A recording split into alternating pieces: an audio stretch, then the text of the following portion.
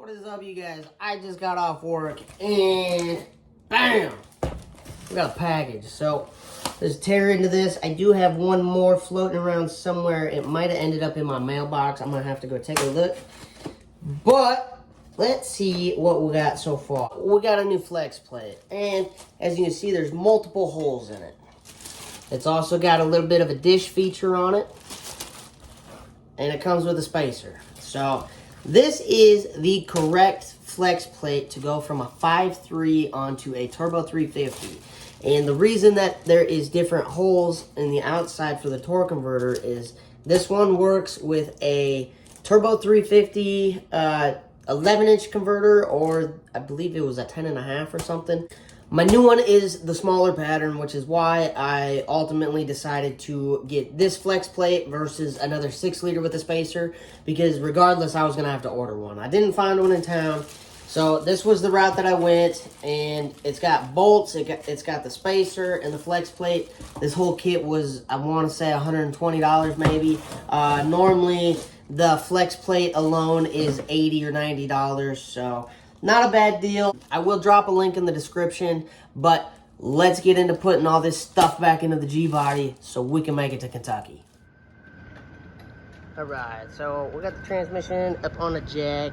We got a flex plate in after debating how that went in 100 different times, but pretty sure we got it right now. We're working on getting the dipstick tube out of it, and we're gonna send this up in there, and hopefully it bolts up. We are gonna need that. We'll put that back down later.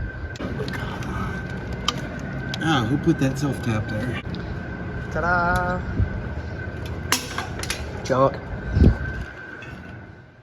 Okay, so we had some more questions with the torque converter and if it was gonna work. I normally don't buy fancy parts that just work, but we need to take those bolts back out and Loctite them, which is unfortunate because the transmission was already tightened and ready to stay in. I am still fighting things on this transmission. I'm not sure what's going on with it.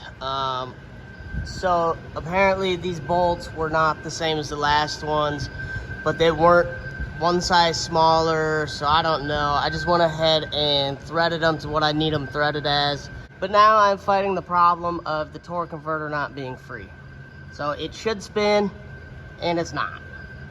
So this is the edge of the torque converter, and that is the input shaft. So I don't think that it got locked in all the way.